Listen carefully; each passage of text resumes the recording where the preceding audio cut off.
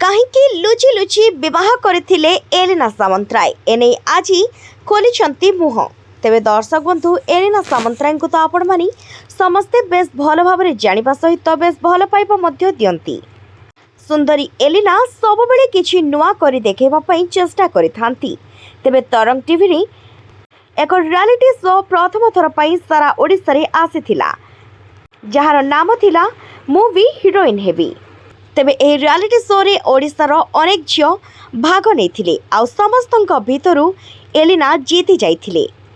ସମସ୍ତଙ୍କୁ ପଛରେ ପକାଇ ଏଲିନାଙ୍କର ଦମଦାର ପରଫର୍ମାନ୍ସ ଦେଖିବାକୁ ମିଳିଥିଲା, ଆଉ ଶେଷରେ ଏଲିନା ୱିନର ହୋଇଥିଲେ। ୱିନର ହେବା ପରେ ସେ ପ୍ରଥମ ଥର ଅରିନ୍ଦମଙ୍କ ସହିତ ଅଭିନୟ କରିଥିଲେ।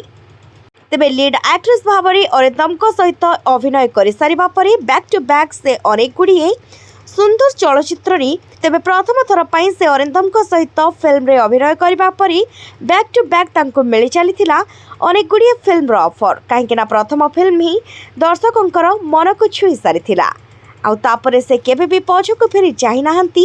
ଗୋଟିଏ ପରେ ଗୋଟିଏ ହିଟ୍ ସିନେମା ସେ ଦେଇ ଚାଲିଛନ୍ତି ଓଡ଼ିଆ ଦର୍ଶକଙ୍କୁ। ଆଉ ବର୍ତ୍ତମାନ ସମୟରେ ତ ଅଭିନୟ ସହିତ ତାଙ୍କର ଜଜମେଣ୍ଟ ମଧ୍ୟ ଦେଖିବାକୁ ମିଳୁଛି କିଛି ରିଆଲିଟି ଶୋରେ। ତେବେ ନିଜେ ପ୍ରତିଯୋଗୀ ହୋଇ ଆସିଥିଲେ, ଆଉ ଆଜି ପ୍ରତିଯୋଗୀଙ୍କୁ ଜଜମେଣ୍ଟ କରୁଛନ୍ତି। ପ୍ରକୃତରେ ଏହା ଭାଗ୍ୟର କଥା। ତେବେ ଏହି କିଛି ଦିନ ତଳେ ଏଲିନାଙ୍କର ବିବାହ ସରିଛି। ତେବେ ବିବାହର ଫଟୋ ଦେଖିବା ପରେ ସମସ୍ତେ ସଙ୍ଗେ ସଙ୍ଗେ ତାଜୁବ ହୋଇଯାଇଥିଲେ, ଆଉ କହିଥିଲେ ଏଲିନା କିଛି କାହାକୁ ନ ଜଣାଇ ଅର୍ଥାତ୍ ମିଡ଼ିଆରେ କିଛି ବି ନ ଜଣାଇ କେମିତି ସଙ୍ଗେ ସଙ୍ଗେ ବିବାହ କଲେ ବା ସୋସିଆଲ ମିଡ଼ିଆ ମାଧ୍ୟମରେ ତାଙ୍କର ପ୍ରଶଂସକମାନଙ୍କୁ ମଧ୍ୟ କିଛି ଜଣାଇ ନଥିଲେ ଏଲିନା।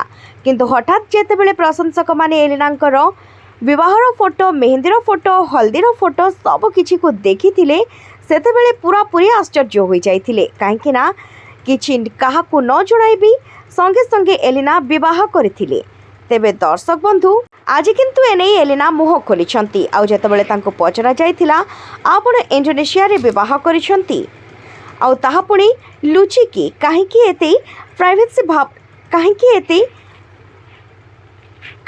ଏତେ ଲୁଚିକି ବିବାହ କରିଛନ୍ତି କାହାଙ୍କୁ କିଛି ନ ଜଣାଇ, ସେତେବେଳେ ଏଲିନା ପ୍ରଥମେ ତ କହିଥିଲେ ହଁ, ଆଜି ଏତେ ଦିନ ପରେ ଆପଣମାନେ ମୋତେ ପାଇଛନ୍ତି, ତେଣୁକରି ସବୁ ପ୍ରଶ୍ନର ଉତ୍ତର ଆଜି ହିଁ ପାଇବାକୁ ଚେଷ୍ଟା କରୁଛନ୍ତି, ଆଉ ସବୁକିଛି ଆଜି ପଚାରି ଦେଉଛନ୍ତି। ଏମିତି ହସି ହସି ଏଲିନା କହିବା ପରେ କହିଥିଲେ କି ମୁଁ ସବୁବେଳେ ନିଜର ପର୍ସନାଲ ମ୍ୟାଟରକୁ ଅଲଗା ରଖେ, ଆଉ ସେସବୁକୁ ପ୍ରାଇଭେଟ୍ ରଖିବାକୁ ଚେଷ୍ଟା କରେ।